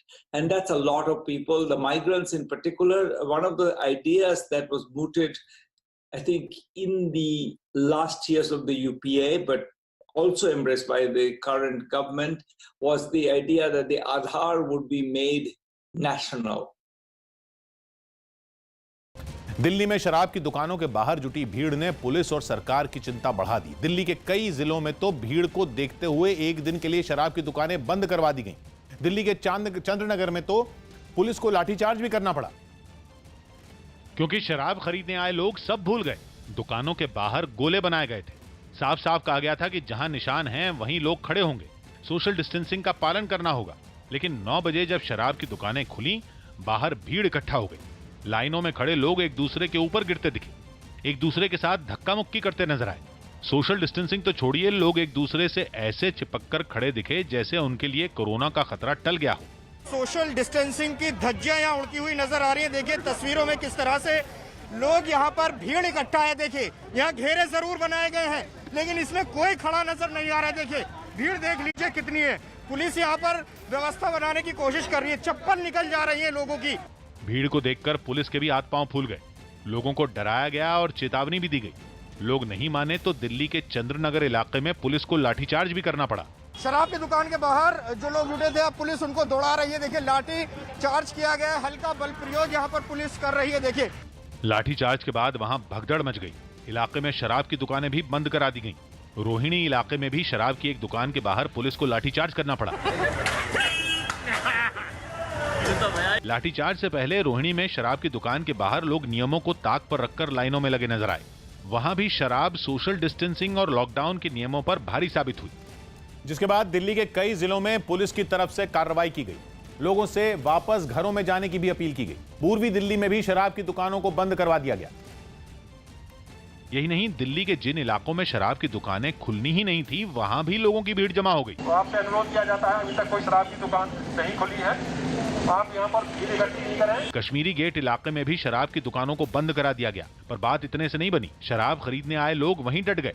एक दूसरे पर गिरते हुए लोग शराब की दुकानों के बाहर लाइनों में लगे रहे। इस लापरवाही के बाद पुलिस को भी सख्ती दिखानी पड़ी। यहाँ पर भीड़ इतनी ज्यादा थी कि पुलिस को लाठीचार्ज करके लोगों को खदेड़ना पड़ा। आप देख सकते हैं इस वक्त शराब की दुकान को दोबारा बंद कर दिया गया है। दिल्ली के कई इलाकों में शराब की दुकानों के बाहर अफरा तफरी देखने को मिली। सोशल डिस्टेंसिंग का भी पालन नहीं किया गया। जो लोग शराब खरीदने में कामयाब रहे, उनकी तो खुशी का ठिकाना नहीं रहा। शराब मिली, आप खुश हैं? मजा आ गया। अच्छा, इससे आगे क्या होगा अगर कोई बीमारी होती है? बीमारी होती है तो बंद कर दो।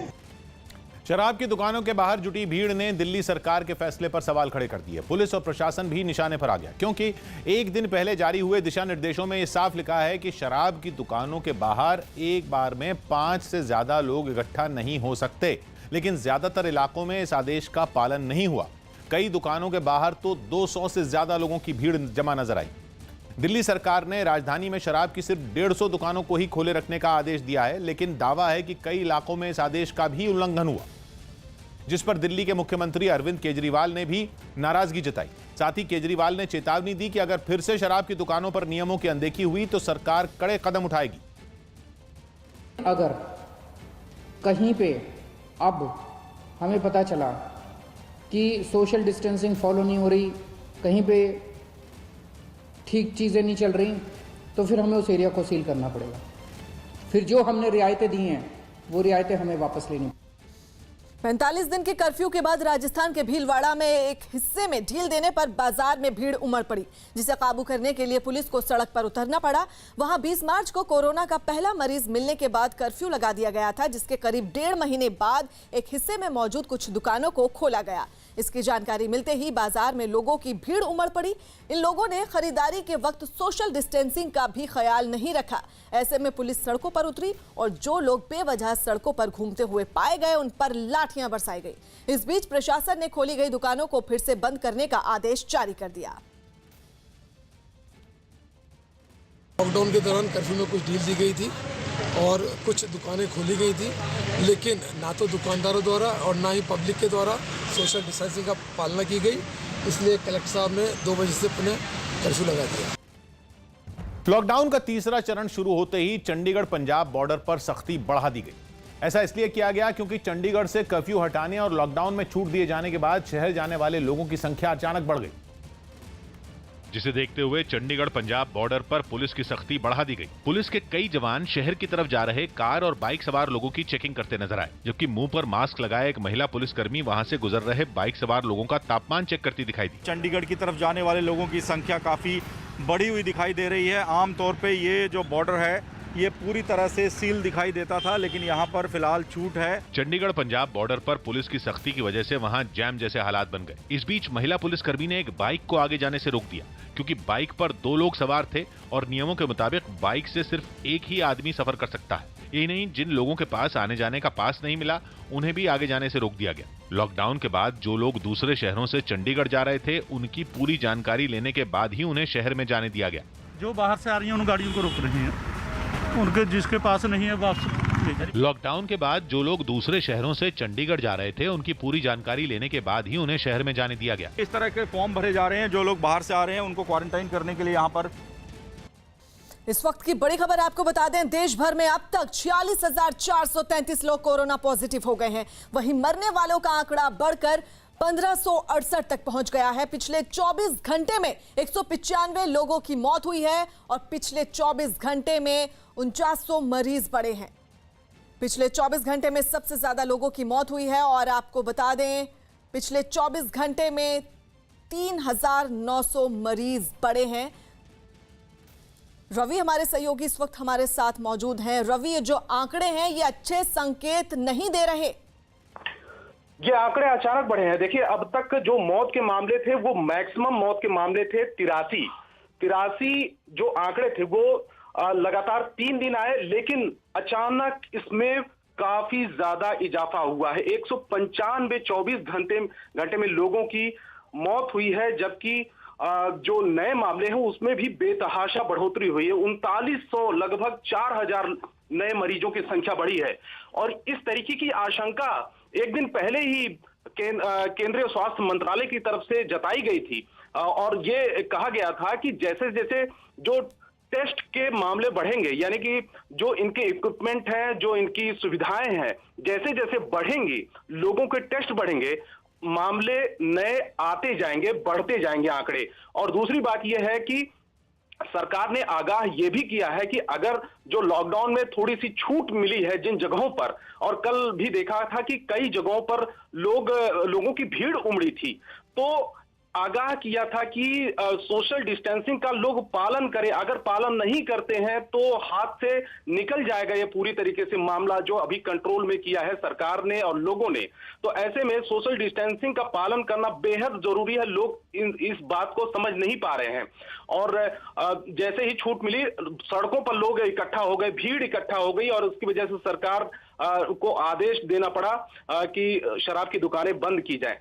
तो फिलहाल ये काफी ज्यादा डरावने मामले हैं, काफी अचानक जो मामले बढ़े हैं। अब ये इसमें देखना होगा कि सरकार की जो इसमें क्या राय है, क्या स्टेटमेंट सरकार देती है।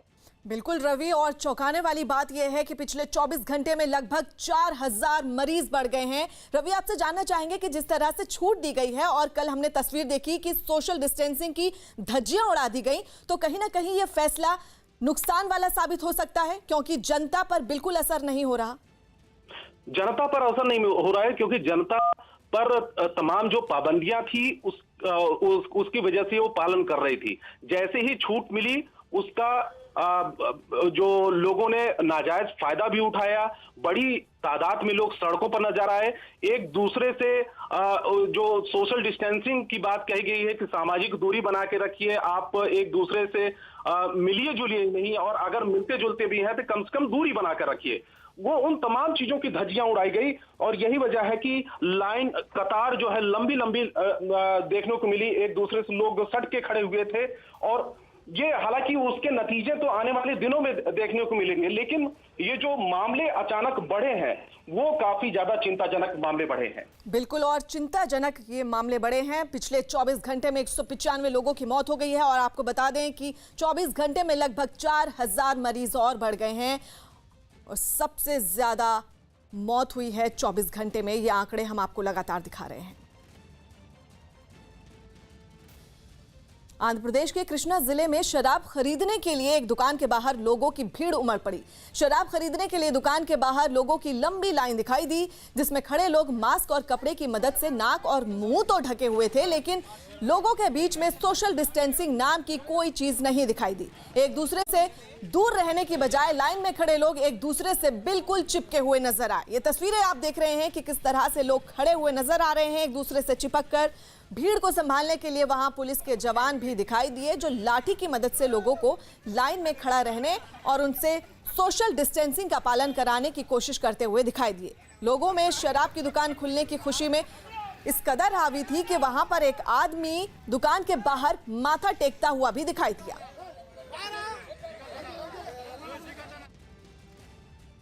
यूपी के निर्दलीय विधायक अमन मणि त्रिपाठी को लॉकडाउन तोड़ने के आरोप में गिरफ्तार कर लिया गया। उन पर उत्तराखंड में लॉकडाउन तोड़ने का केस दर्ज हुआ था।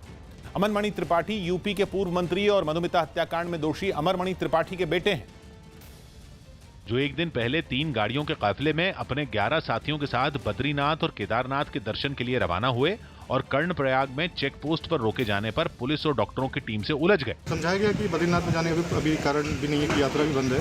पुलिस और डॉक्टरों की टीम के साथ थोड़ा सा आर्गुमेंट भी हुआ था इस बात को लेकर, जिसके बाद पुलिस ने सख्ती दिखाते हुए विधायक अमन मणि और उनके साथियों के खिलाफ लॉकडाउन के नियम तोड़ने के आरोप में FIR दर्ज कर दी। चमोली जनपद और पौड़ी की तरफ से आती हुई 3 गाड़ियों को जब रोका गया तो ये पाया गया कि उनमें जो निर्धारित संख्या है उनसे अधिक लोग बैठे हुए थे और उनके द्वारा मास्क वगैरह भी नहीं पहने गए थे। विधायक और उनके साथियों को थाने से ही जमानत देकर यूपी रवाना कर दिया गया।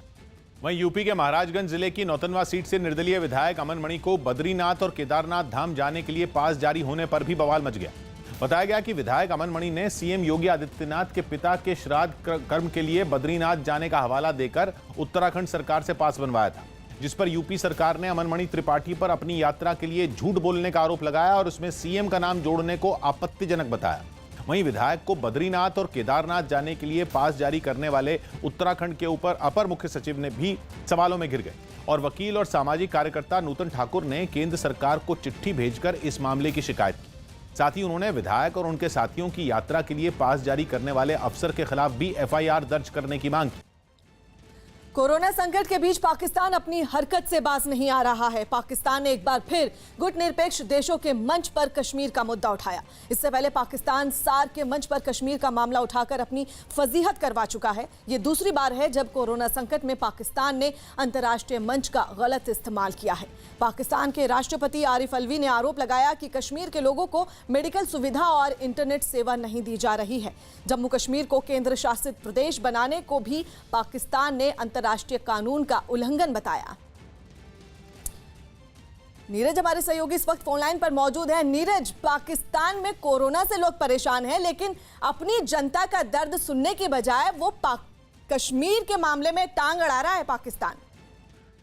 बिल्कुल, गुटनिरपेक्ष देशों की ऑनलाइन समिट है जिसमें प्रधानमंत्री नरेंद्र मोदी भी शिरकत कर रहे थे और 30 से 40 देशों के राष्ट्र प्रमुख शिरकत कर रहे थे। लेकिन जिस तरह से सार्क के मंच पे पाकिस्तान ने इस मुद्दे को उठाया था, कश्मीर के मसले को, उसी तरह से नैम के मंच पर भी इस मुद्दे को उठाया और ये आरोप लगाया कि कश्मीर में कोरोना वायरस में मेडिकल सामग्री की आपूर्ति नहीं हो रही है कश्मीर के लोगों को। और हाल के वक्त में जो भौगोलिक बदलाव किया है भारत ने कश्मीर का, उस पर भी सवाल उठाया गया पाकिस्तान की तरफ से नैम के मंच पे।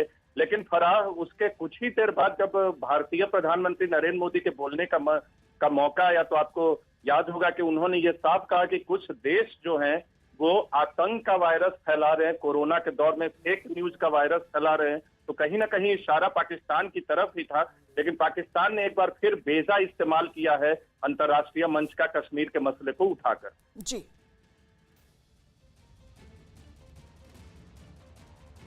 दिल्ली में कोरोना के मरीजों की संख्या कम नहीं हो रही है। केंद्र सरकार को लगता है कि इस हकीकत के बावजूद दिल्ली सरकार लॉकडाउन के दौरान कुछ मामलों में ढिलाई बरत रही है। केंद्रीय स्वास्थ्य मंत्री डॉक्टर हर्षवर्धन ने दिल्ली सरकार को हालात काबू में करने के लिए गंभीरता से काम करने की नसीहत दी।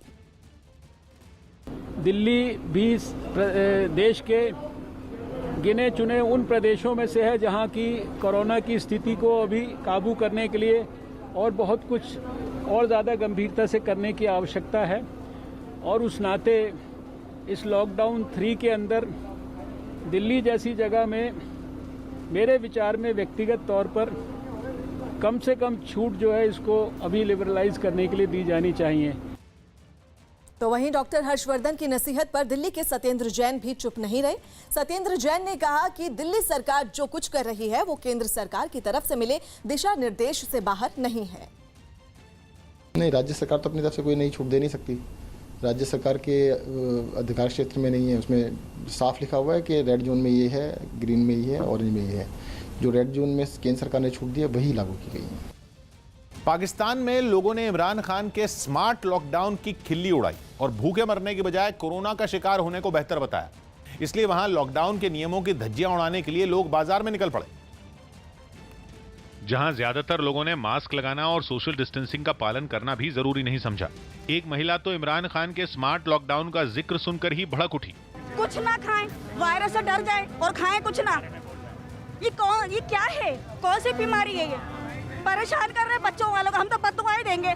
वहीं पाकिस्तान के लोगों ने इमरान सरकार की ओर से 12,000 पाकिस्तानी रुपए की मदद के दावे को भी सरासर झूठ बताया। कुछ भी नहीं मिला। तो आपने जमा कराया था वो जो? सब कुछ जमा करा दिया, धक्के खा रहे हैं, कुछ नहीं मिल रहा कहीं से। और कुछ लोग तो महंगाई और बेरोजगारी का दुखड़ा भी सुनाने लगे।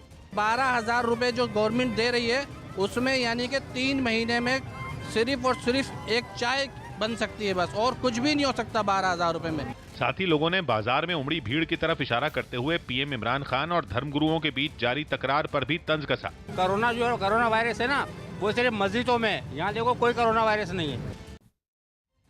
महाराष्ट्र के पुणे में लॉकडाउन की वजह से फंसे दूसरे राज्यों के मजदूर सड़कों पर उतर आए और राज्य सरकार से उन्हें उनके राज्य भेजने की मांग करने लगे। थोड़ी ही देर बाद गांव नहीं लौट पाने से नाराज मजदूरों ने हंगामा शुरू कर दिया। विरोध जताने के लिए मजदूर सड़क पर ही धरने पर बैठ गए। इस दौरान वहां मौजूद कई लोग मुंह और कपड़े से अपना मुंह ढके दिखाई दिए, लेकिन कुछ लोग बिना मास्क के भी नजर आए। इतना ही नहीं, भीड़ की वजह से वहां सोशल डिस्टेंसिंग नाम की कोई चीज नहीं दिखाई दी। हंगामे की सूचना मिलते ही फौरन पुलिस वहां पहुंच गई और मजदूरों को समझाने में जुट गई, लेकिन लाख समझाने के बाद भी मजदूर नहीं माने और सड़क पर ही डटे रहे। लॉकडाउन के तीसरे चरण में सरकारी दफ्तरों के खुलने से दिल्ली की सड़कों पर गाड़ियों की भीड़ बढ़ गई। एक दिन पहले दिल्ली सरकार ने सरकारी दफ्तरों के अलावा प्राइवेट ऑफिसों को भी शर्तों के साथ खोलने की इजाजत दी थी, जिसके बाद दिल्ली की सड़कों पर आम दिनों की तरह ट्रैफिक नजर आया। सड़क पर लगी पुलिस बैरिकेडिंग के पास एक के बाद एक कई गाड़ियां आती दिखी। सड़क पर गाड़ियों की भीड़ ठीक वैसी ही दिखी जैसी 25 मार्च को लॉकडाउन लागू होने से पहले हुआ करती थी। दिल्ली सरकार ने प्राइवेट ऑफिसों को 33% कर्मचारियों के साथ खोलने की छूट दी, तो वो लोग भी सड़कों पर उतर आए जिनके दफ्तर नोएडा में। हालांकि पास न होने की वजह से पुलिस ने किसी को भी बॉर्डर पार करने नहीं दिया। ऐसा नहीं है कि दिल्ली का रहने वाला है, नोएडा में काम करता है तो बॉर्डर क्रॉस करेगा। उस पर रिस्ट्रिक्शन है, उसके लिए डीएम सर से पास लेना पड़ेगा। दिल्ली नोएडा बॉर्डर पर भी पिछले दिनों के मुकाबले ज्यादा गाड़ियां नजर आईं। लॉकडाउन में थोड़ी छूट मिलने पर जरूरी सेवाओं से जुड़े लोगों के अलावा और भी कई लोग बॉर्डर पार करने की मंशा से वहां पहुंच गए। लॉकडाउन 3 है तो कई जगह दफ्तर खुल गए हैं और दफ्तर खुलने की वजह से अब बॉर्डर पर जो है वो भीड़ आपको इस तरीके से नजर आएगी। गाड़ियां काफी ज्यादा बॉर्डर पर आ रही हैं। अमिताभ बच्चन ने ऋषि कपूर को याद कर एक वीडियो शेयर किया। अमिताभ बच्चन ने ऋषि कपूर को याद कर एक भावुक वीडियो सोशल मीडिया पर शेयर किया। I never visited him in hospital. I never wanted to see distress on this smiling, charming face. Haryana के गृह मंत्री अनिल विज ने कोरोना वायरस के खतरे के बीच काम कर रहे पुलिस वालों और मेडिकल स्टाफ को सम्मानित किया। साथ ही उनका हौसला बढ़ाने के लिए उन्होंने एक देशभक्ति गीत भी गाया। माता कह के मेरे बेटे वक्त पड़ा तो काम न आए। लॉकडाउन में कुछ शर्तों के साथ दी गई ढील के बाद यूपी के गोरखपुर में सड़कें बनाने का काम शुरू हो गया, जिसकी वजह से मुश्किल समय में कई मजदूरों को रोजगार मिल गया। हम लोग भूखे सो रहे थे तो काम खुला है तो हम लोगों को रोजी रोटी मिली है।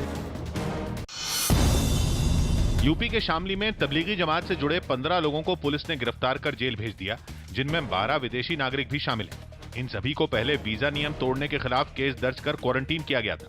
क्वारंटाइन अवधि समाप्त होने के उपरांत विवेचना के क्रम में इन सभी की गिरफ्तारी कर इन सभी को जेल भेजा जा रहा है। बिहार के गोपालगंज में एक नाव के डूबने से हुए हादसे में 3 लोग लापता हो गए, जबकि 5 लोगों ने तैरकर अपनी जान बचाई। नाव पर करीब 8 लोग सवार थे और 8 लोगों में 5 लोगों ने किसी तरह से तैर के जान बचाई। इस वक्त की बड़ी खबर आपको बता दें, देश भर में अब तक 46,433 लोग कोरोना पॉजिटिव हो गए हैं। वहीं मरने वालों का आंकड़ा बढ़कर 1,568 तक पहुंच गया है। और आपको बता दें, पिछले 24 घंटे में 195 लोगों की मौत हो चुकी है और 24 घंटे में 3,900 यानी लगभग तकरीबन 4,000 मरीज बढ़े हैं और पिछले 24 घंटे में ये सबसे ज्यादा लोगों की मौत हुई है।